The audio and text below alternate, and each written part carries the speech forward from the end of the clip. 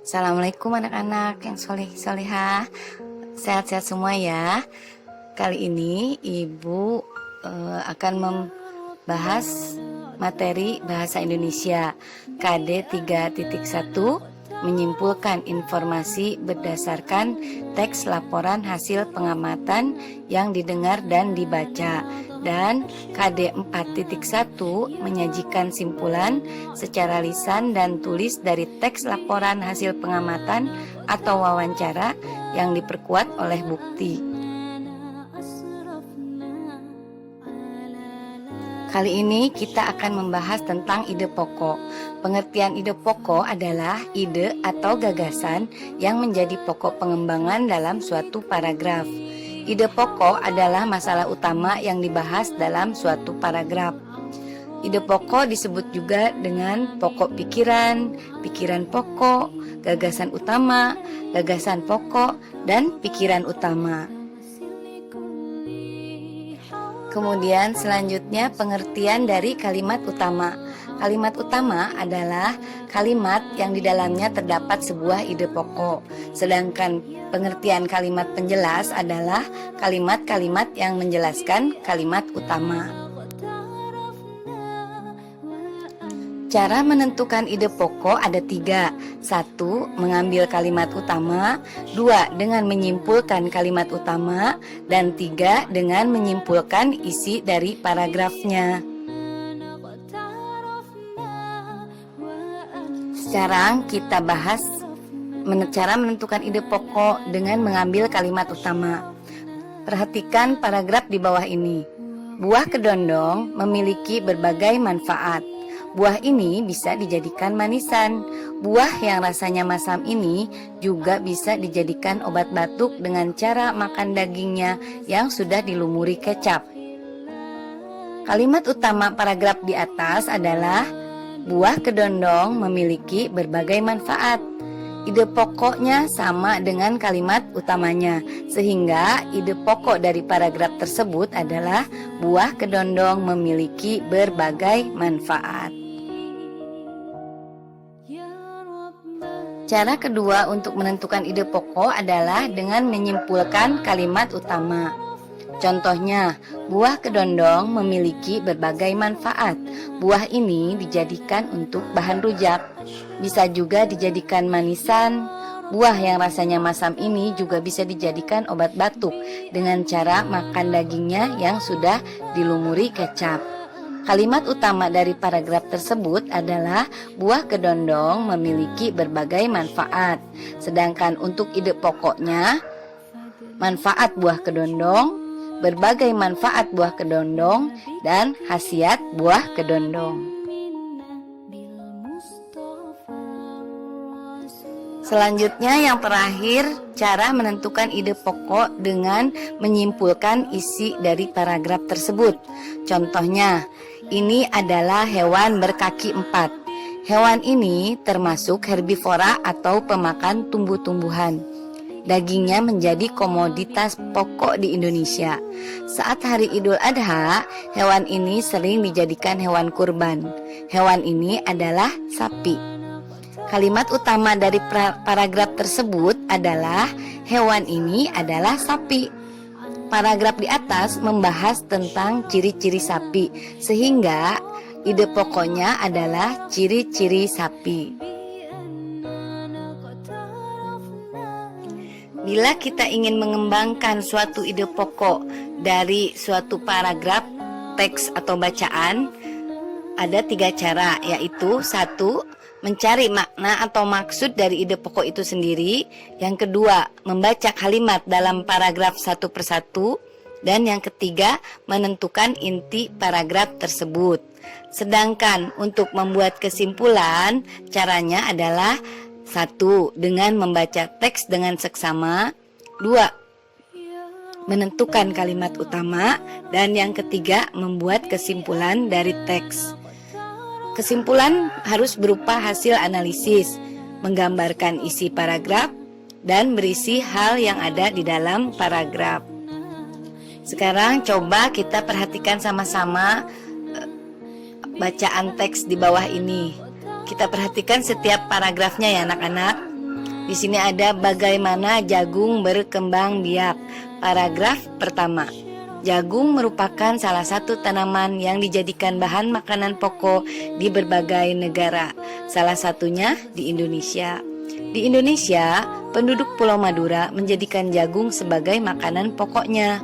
Jagung merupakan salah satu tanaman penghasil karbohidrat yang sangat diperlukan oleh tubuh.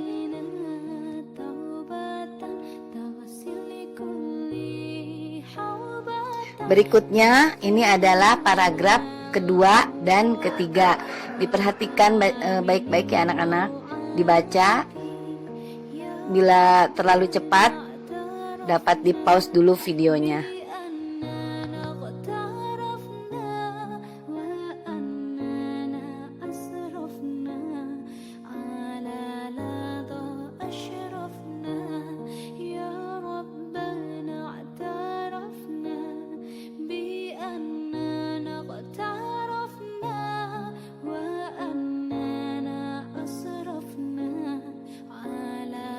Kemudian yang ini adalah paragraf keempat dan kelima.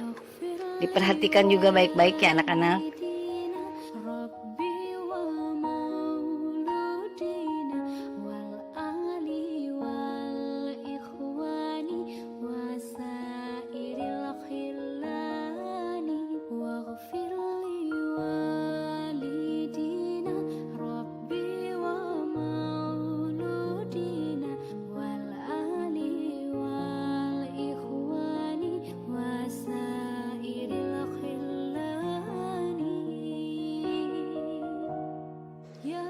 Nah, setelah kita baca setiap paragraf dari teks bacaan tadi, sekarang kita dapat menulis ide pokok dari setiap paragraf tersebut ke dalam diagram Venn. Ini adalah gambar diagram Venn ya anak-anak. Sekarang kita tulis ide pokok dari setiap paragraf ke dalam diagram Venn.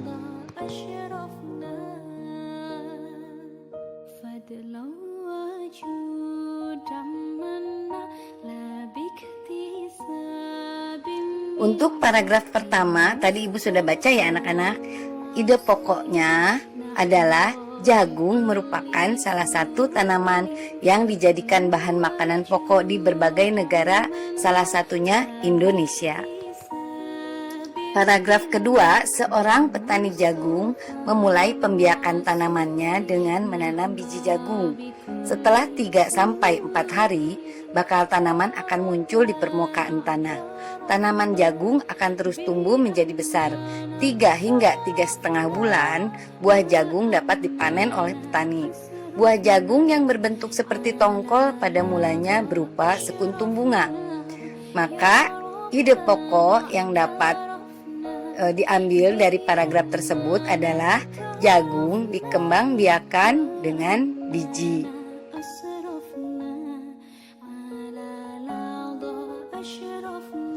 Selanjutnya, untuk paragraf yang ketiga, bunga jagung memiliki helai-helai rambut halus pada bagian ujungnya. Pada helai rambut tersebut terdapat tepung sari. Tepung sari akan terbang terbawa angin ketika angin bertiup. Tepung sari yang terbawa angin sebagian akan jatuh di kepala putik yang terletak di bagian bawah bunga pada pohon jagung yang lain. Ketika itulah terjadi pembuahan. Apa ide pokok yang bisa diambil dari paragraf ini anak-anak? Ide pokoknya adalah pembuahan pada jagung terjadi ketika serbuk sari jatuh di kepala putik. Kemudian paragraf yang keempat, bunga jagung tersebut terus berkembang hingga menjadi buah jagung. Perkembangan itulah yang dapat diamati dari waktu ke waktu. Buah jagung akan siap dipanen ketika rambut jagung sudah berwarna kecoklatan dan bagian tongkolnya sudah mengering.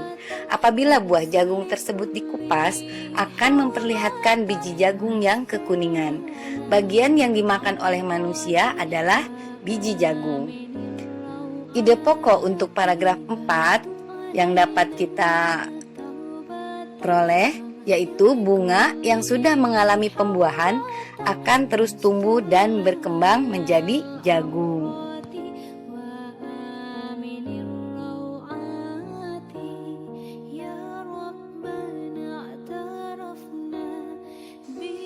Yang terakhir adalah paragraf 5. Petani jagung harus menanam kembali sebagian biji jagung dari hasil panen supaya jagung selalu tersedia sebagai bahan makanan manusia. Biji jagung yang tua dapat ditanam kembali. Dari sinilah akan dimulai lagi perkembangbiakan jagung tersebut. Nah, itu tadi ya anak-anak, cara menentukan ide pokok dari suatu paragraf dalam teks bacaan dan kemudian kita menuliskannya ke dalam diagram Venn. Selain menuliskannya di dalam diagram Venn, kita dapat juga menulis ide pokok dan kesimpulan dari setiap paragraf suatu bacaan atau teks ke dalam tabel. Contohnya seperti berikut ini. Bila dalam bentuk tabel seperti ini, maka kita harus menulis ulang isi paragraf tersebut. Kemudian baru kita menentukan ide pokoknya dan kemudian mengambil kesimpulan. Contohnya seperti berikut ini ya anak-anak. Ini untuk paragraf 1. Paragraf 1 kita tulis ulang lagi. Kemudian kita tentukan ide pokoknya. Kemudian kita ambil kesimpulannya. Berikutnya ini contoh untuk paragraf 2 yang kita tuangkan ke dalam tabel. Selesai sudah pembahasan materi bahasa Indonesia tema 1, subtema 1 ini ya anak-anak. Setelah ini kalian tolong kerjakan tugasnya.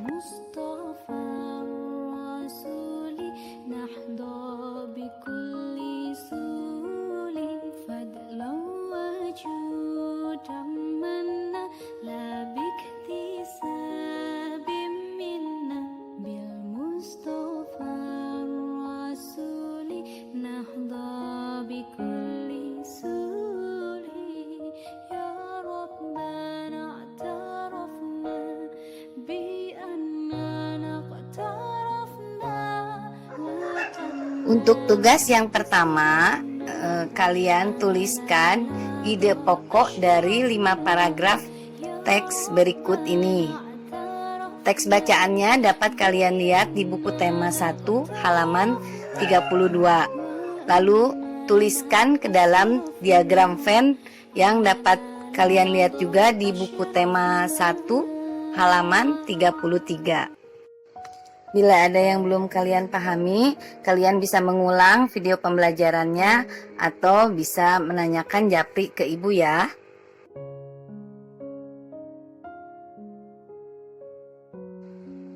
Untuk tugas yang kedua, tulislah ide pokok dan kesimpulan dari 3 paragraf teks bacaan berikut ini. Ada pada buku tema 1 halaman 54. Kemudian tuangkan, tulis ke dalam tabel seperti contoh yang tadi ya anak-anak. Ini contoh tabelnya. Kerjakan di dalam buku tugas, kemudian kalau sudah selesai difoto dan di-share ke Bu Rosi ya seperti biasa. Sampai di sini dulu ya anak-anak pembelajaran kita hari ini. Terima kasih sudah menyimak. Jangan lupa kerjakan tugasnya.